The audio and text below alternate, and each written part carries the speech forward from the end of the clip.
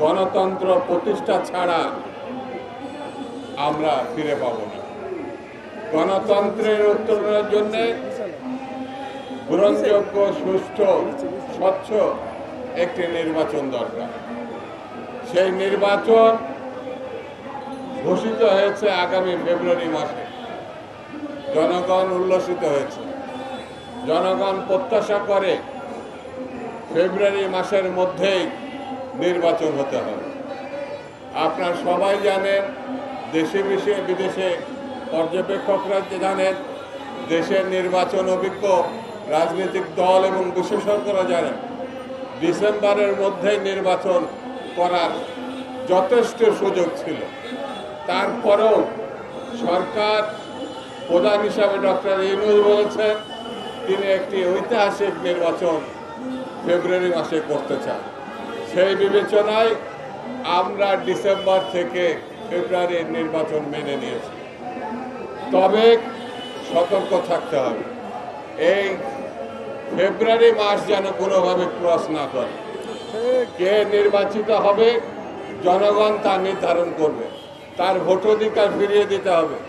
গত 3টা নির্বাচনে শেখ হাসিনা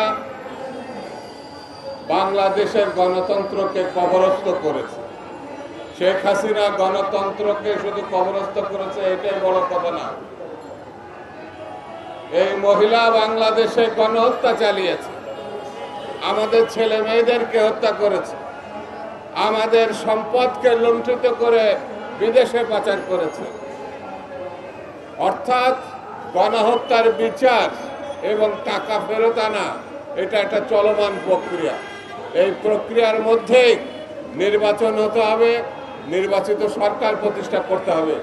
যারা আরব্ধ কাজ বিচারকে এগিয়ে নিয়ে যাবে, লুণ্ঠিত অর্থকে দেশে ফিরিয়ে আনবে, প্রয়োজনীয় সংস্কার চলমান থাকবে, এটাই সবথেকে বড় কাজ। সেই জন্য বন্ধুরা, আজকে স্পষ্ট করে বলি, গণতন্ত্র নিয়ে যদি কেউ টালবাহানা করে, নির্বাচন নিয়ে যদি কেউ টালবাহানা করে, তাহলে বুঝতে হবে তারা স্বৈরতন্ত্র এবং ফ্যাসিবাদকে ফিরিয়ে আনতে চাচ্ছে। সেই জন্য আমাদেরকে সাবধান থাকতে হবে। জনাব তারেক রহমান সাহেবের নেতৃত্বে তিনি যেভাবে 16 বছর নেতৃত্ব দিয়ে ফ্যাসিবাদ মুক্ত করেছে বাংলাদেশকে, এবং তার নেতৃত্বে বাংলাদেশের নির্বাচিত সরকার আমরা প্রতিষ্ঠা করতে চাই।